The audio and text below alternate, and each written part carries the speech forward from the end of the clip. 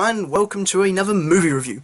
I'm the Bulk, and today we're having a look at Captain Underpants, the first epic movie. The film is directed by David Soren and follows best friends George and Harold, who spend their time pulling pranks and making comic books together. Now, the pair's mischief eventually leads them into trouble with their elementary school's principal, Mr. Krupp, a very cold-hearted and slightly cruel man. Now, he's been trying to get them for their bad behaviour for quite some time, and it's only after a certain situation involving the school's invention convention that they finally get caught out. And in a desperate plea to stop him, they hypnotise him into thinking he's their comic book character, Captain Underpants, a superhero from the planet Underpants who runs around just in his pants and a cape fighting crime. Now it all starts off well until an actual villain turns up at the school and the friends must come together to try and stop him.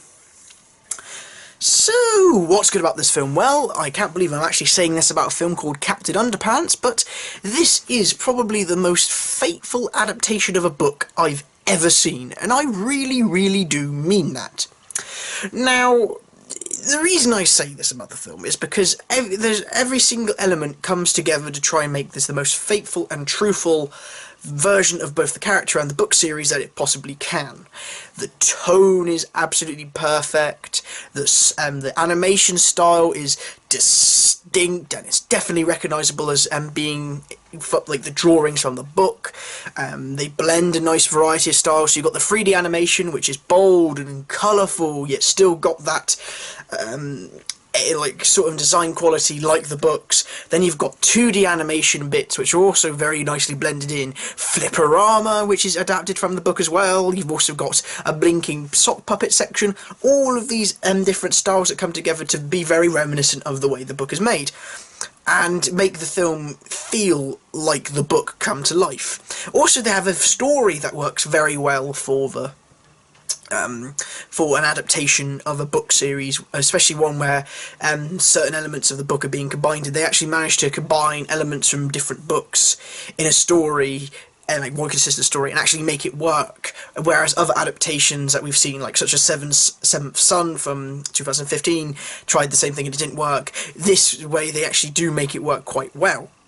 Another big thing I have to say about the film is the script is very well written, and I mean it is on point. It is so neatly written.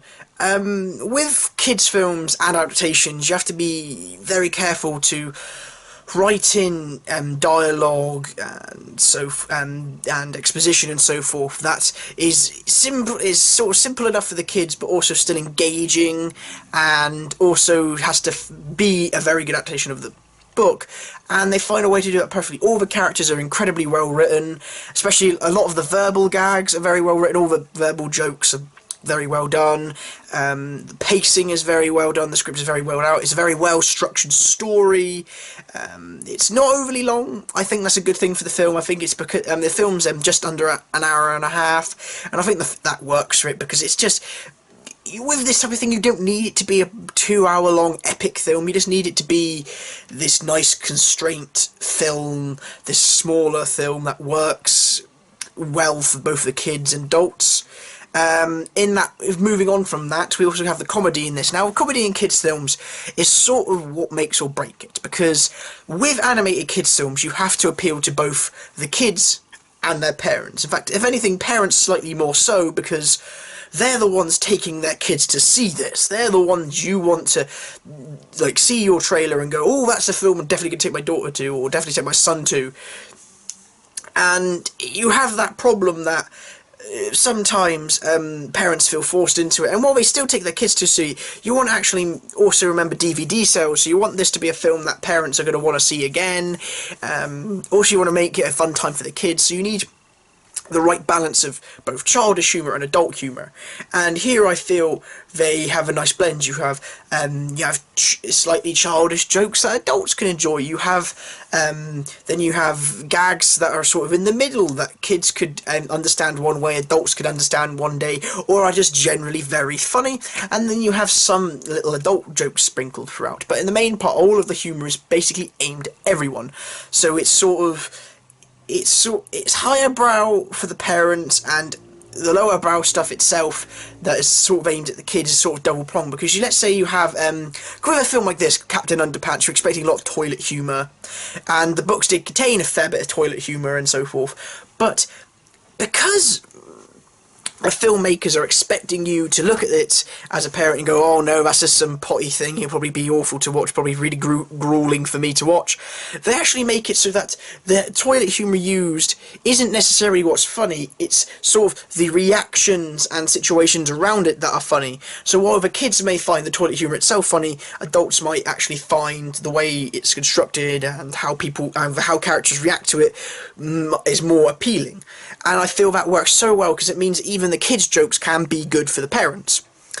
In terms of acting, I think the voice cast here are pretty bloody good. Tom Middleditch and Kevin Hart as the two friends, George and Harold, are very good. You sense a nice bit of chemistry between the two. They fall into the roles quite well. They say the dialogue quite pacey, in sort of that fast, erratic way that sort of animated characters do. They have a very nice control over it.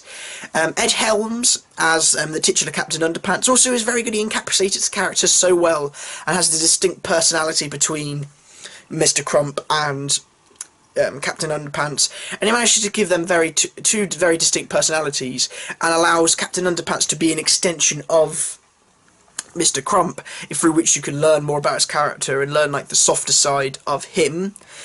And I feel that sort of lifts the film up in that sense.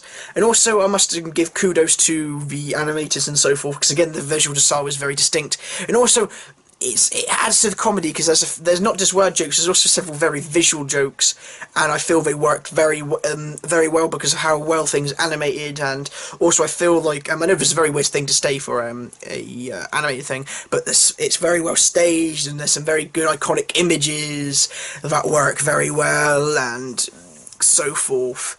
Another thing that I was sort of I didn't expect this to be a positive for me was I felt that the message the film, the ideology that the film was trying to carry across, very well done, so well implemented. Because normally with these animated films nowadays, they either try to put a message across about like equality or friendship or moving on from a loss or so forth, like life lessons for kids. Now Pixar has made a name for it, doing that type of thing and dealing with like sort of harder themes with a light-hearted edge, and other films have tried but completely failed at it. And this film, I feel, does it better because it takes a much more subtle approach. Because essentially the story of this film is that kids should be encouraged through school to be more creative, should be encouraged to do the arts and music and drama and so forth, and should have these hobbies encouraged and seeded and grown, and these things, these aspects of childhood should be focused on in school. And also, instead of being one of those sort of artsy-fartsy things by saying that it needs to be let it grow completely, they do also sprinkle in the idea that sometimes it does need to be slightly restricted but not completely.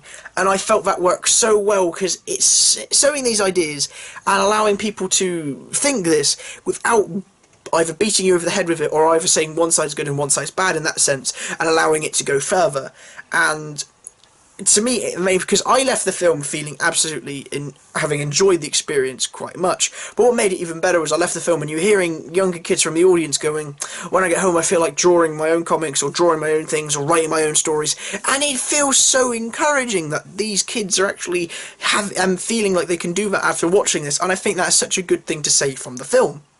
In terms of what's bad about the film, I really don't have that much, but there are a few bits, including a whopping great chasm of a plot hole. I won't spoil what it is, I won't say the context, but essentially it involves around a certain an element, certain item in the film that is a major plot point and causes, and basically is the catalyst for basically the whole of the film, and is very crucial to the plot.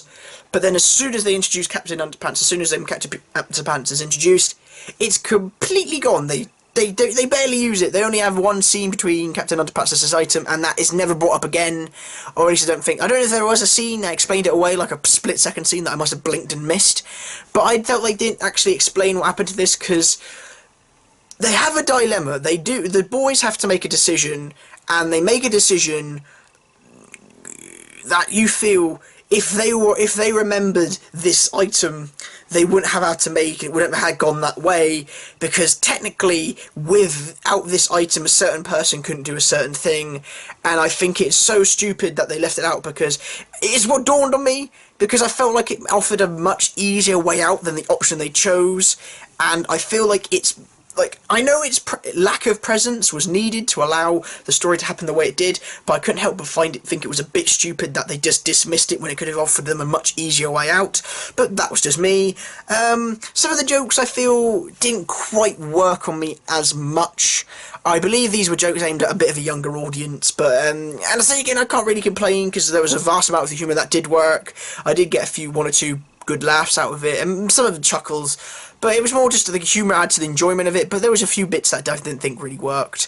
And also another thing I must say is, this is an issue that I'm sort of dicing over, is there was a bit of a lack of emotion. Like, other animated films have a good emotional core to it, but I felt this one sort of lacked it. You sort of got it from the friendship of the two boys, but it didn't quite get there. I didn't think it really got there. I really don't think they cracked it in that sense.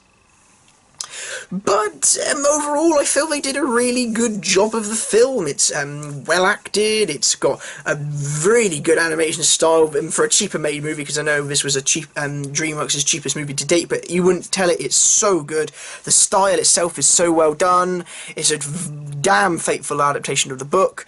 If I could see a series from this, I sort of could but can't at the same time, because I feel that as the books went on, they got more and more bonkers. I mean, one of them, I believe, revolved around a time-travelling hamster, evil hamster person, and then there was, like, somebody called, like, the Wedgie Woman and everything like that. So, I